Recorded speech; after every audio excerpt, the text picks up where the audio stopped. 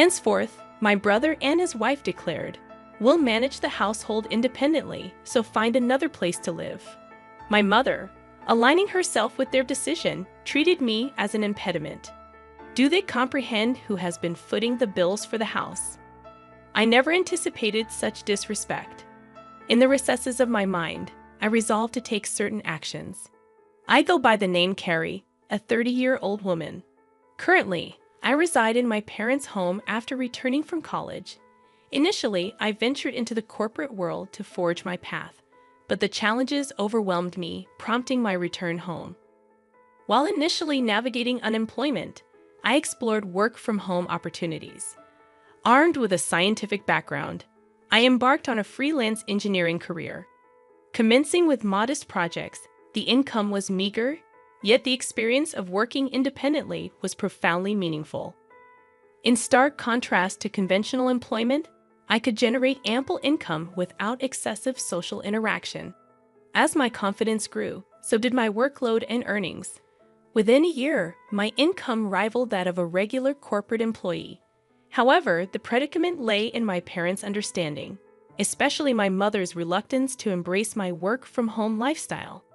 My father grasped my explanation, but my mother, rooted in traditional beliefs, harbored apprehensions about what she couldn't fathom. Despite my earnest attempts to elucidate, my mother persisted with questions like, "How long do you plan on staying home?" and insinuations about the legitimacy of my online work. Despite presenting evidence of client emails and salary statements, my mother remained unconvinced. She suspected it to be some shady business or involvement in a dubious religion, despite the consistent payments and the legitimacy of my job. Despite my detailed explanations, my mother remained steadfast in her skepticism. She continually expressed concerns about the possibility of relying on unemployment benefits, emphasizing their impermanence. Although I had contemplated living independently, my savings were not yet sufficient. Around that time, my father's health took a toll, with deteriorating legs and back, necessitating nursing care. Facing an early retirement and sudden income loss, my father assured me that his pension would suffice. However, acknowledging my mother's spending habits, I questioned his ability to manage. His face wore the fatigue of anxiety about the uncertain future. My father had supported me through college and even when I returned home due to mental health challenges. The idea of leaving him alone and continuing to live independently troubled me. My mother, too, grappled with confusion over my father's sudden condition. Contemplating the situation, I felt a sense of responsibility and a desire to give back. Reassuring my father, I pledged to support the family from that point onward.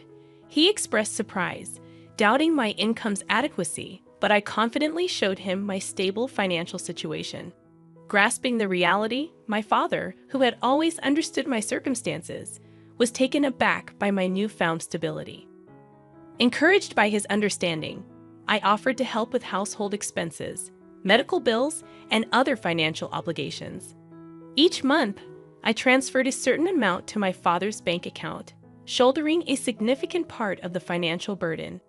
As my mother had been using my father's credit card, I created a new main card and provided her with a supplementary card. My father, mindful of saving money, urged my mother to follow suit. In response, my mother questioned whether I should be asked to leave the house. I pointed out my financial contributions and emphasized that it would be more challenging without my support.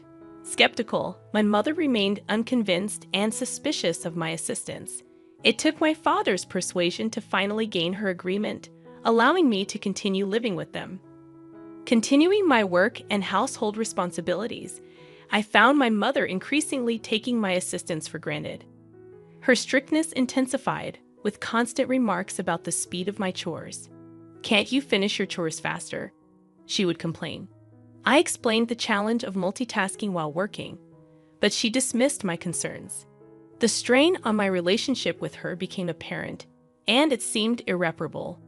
In contrast, my father, understanding my efforts, provided much-needed support.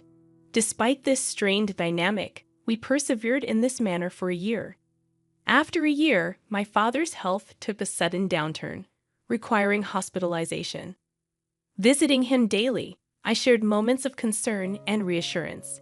Aware of the strain on me, my father expressed gratitude, acknowledging the difficulties in my relationship with my mother. As my father grappled with health issues, the already strained relationship between my mother and me deteriorated further.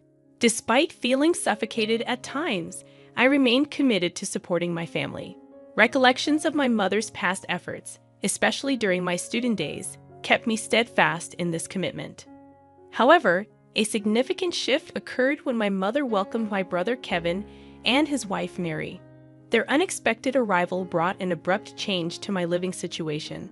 My brother explained their decision, stating they would be living in the house from now on to ease the burden on me.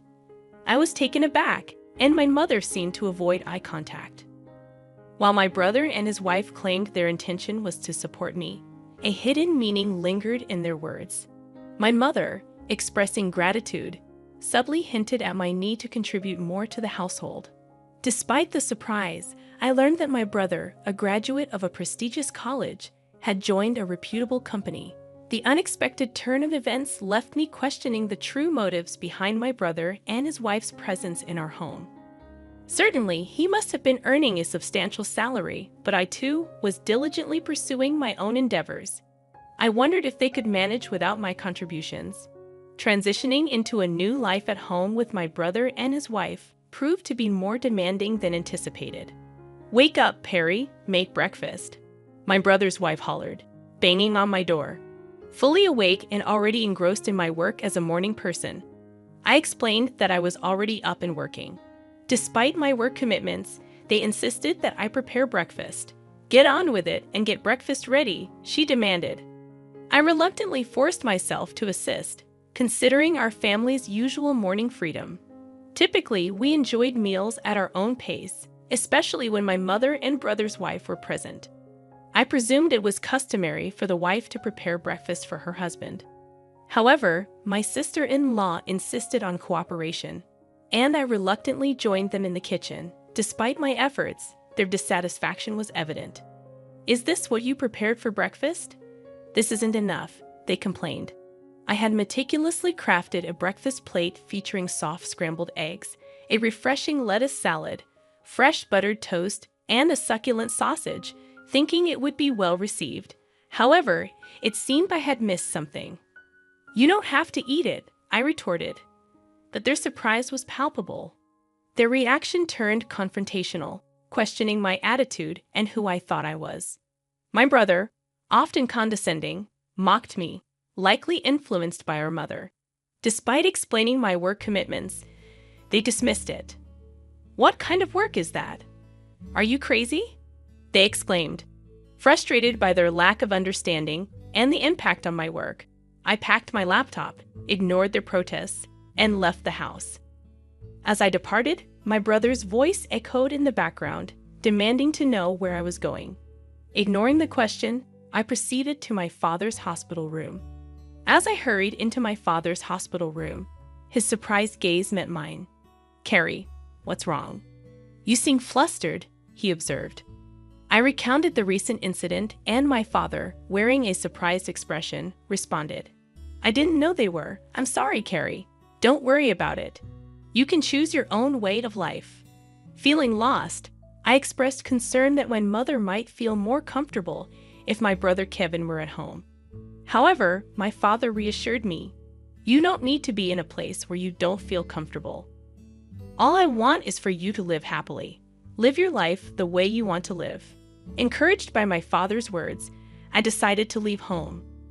Upon returning that evening, I encountered a tense scene resembling a movie. The serious faces of my mother, brother, and sister-in-law greeted me. My brother accused me of not being at work, forcing him to take the day off. I inwardly questioned the responsibility of easily taking time off work. Their voices escalated, culminating in my brother demanding, "Get out of here. From now on, the three of us will live together. If you don't want to stay, please leave. We don't need an overbearing presence like you to support us." It was a shocking statement, and I replied in surprise, "Why?" Ignoring my protests, my brother and his wife insisted on my departure. declaring that I was no longer needed in the absence of our father. My mother, aligning with their sentiments, regarded me as a hindrance. The frustration intensified as they dismissed my involvement in the family's finances and prioritized their own concerns. Enraged by their insensitivity, I devised a plan. Initially, I transferred the money linked to the credit card my mother used daily to another account under my management. This subtle move aimed to surprise my mother when she could no longer access her credit card. I initiated a money transfer from my father's account, a crucial pillar supporting the family's financial stability. However, I ensured that only my father's medical expenses could be withdrawn from this separate account, unbeknownst to my mother. Consequently, a significant financial burden now rested on my brother and his wife. Though unaware of the intricate details of my brother's income, I was certain that he would feel the weight more than ever. After completing the necessary formalities, I gathered my belongings and declared my departure, saying, "I'm leaving this place." To my surprise, my mother, brother, and sister-in-law, who had been relentlessly harassing me, looked taken aback. Their astonishment revealed that they hadn't anticipated my decisive action, although, from the expressions on their faces, it seemed they were secretly enjoying the moment. As I announced my departure, they belittled me, expressing their relief. "You're finally leaving. We've never dealt with such a troublesome person. You're not coming back, are you?" In response, I asserted, "Of course not. Don't contact me." They smiled as I left the house, but I couldn't help but wonder what they would think after I had left. Embarking on a new life in a tranquil environment, I found solace and the freedom to enjoy my own time. Refreshed and focused, I immersed myself in my work. However, as expected, a call from my brother disrupted the peace. "I told you not to contact me. What's wrong?" I questioned. His voice conveyed surprise and urgency as he inquired about my involvement in the family's financial transactions. Confirming my role, I reminded him that I had mentioned my work several times, but neither he nor our mother had believed me. Expressing confusion, he admitted, "Well, Mom said a lot of things, and I was a little confused." Acknowledging that it wasn't my fault, he revealed a financial predicament. With my absence, they struggled to manage expenses, and my mother's spending had exacerbated the situation. Though sympathetic, I asserted, "I was able to support you in many ways because I was at home. I'm not there anymore, so you have to handle it, Carrie." I found myself in an unexpected situation when my brother contacted me, urgently requesting assistance in transferring money to his bank account.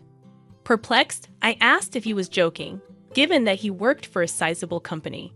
However, to my surprise, my brother confessed that he had been fired from his job due to a significant mistake.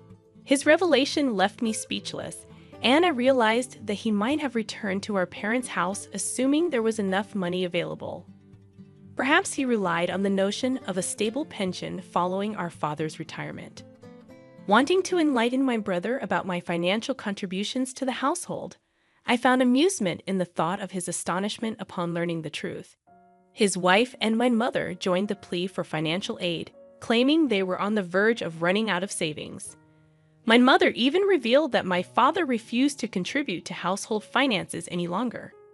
In response, I firmly declared that I had supported them enough, urging them to work hard and support themselves. I severed communication, emphasizing my decision to distance myself from their financial struggles. My father, recognizing the strain in his relationship with my mother, consulted a lawyer and opted for a quieter life in a different place. While I continued to visit my father daily, a friend shared my brother's recent struggles. He had moved into a modest apartment, leading a frugal life. My mother, once a homemaker, faced challenges in her sudden job, while my brother found it difficult to adapt to the opinions of younger colleagues. Despite his wife's efforts, she succumbed to the pressure and departed, leaving my brother and mother to navigate their challenges together.